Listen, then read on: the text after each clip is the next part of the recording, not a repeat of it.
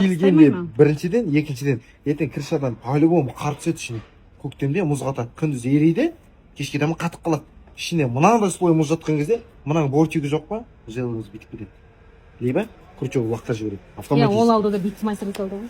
Сол кезде мынау сияқты Бортигі жоқ, менде де бар. 150 мыңға санап тұр.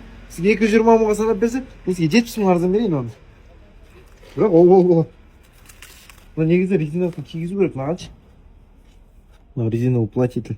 Осыны силикон жақпай-ақ. Осы жерге тура міне өзінің ізі тұр. Осыны қоясыз да, кигізесіз. Бірақ мен аны кигізбеймін. Мына резинамен кигізсем, мен шығарамай қаламын оны. Резинасы кигізіп берейін. Оны сәтті кигізіп.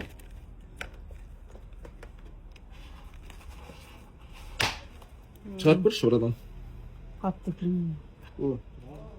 Енді мына жерінен тағы біреуін кигізесіз.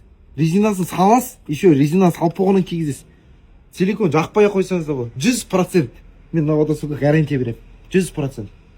Басқа водостоктар бүйтіп шыдамайды.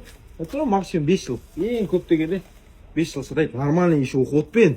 Крючогын 60-тан 50-ден қоясыз. Еще крышаңызда қар қалың түссе, қарын тазалап жіберіңіз керек. Снегожатель болсын. Мынаған снегожатель бар ма, жоқ па, ішінде қандай градус. Онда қар жоқ қой, бірақ су. Енді ол сонда да бір қойған нәрсе. Сіз тегін алмайсыз ғой, ақшаға алып отырсыз ғой, қып-қызыл ақшаға. Сіз ана ақшаны табу үшін қаншама еңбек етіп отырсыз. Қойдыңыз 20-35 жыл.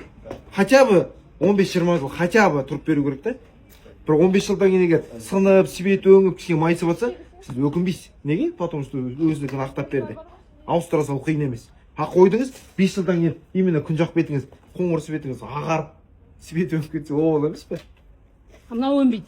100%, 100%. Бөгетін болса осындамын ғой. Келесті айтарса, тиктоктан көрген мені, мен саған подписчигім не болып. Бізде өзбектер үйдің сыртын істеп жатыр да, енді бар ма сізде анандай?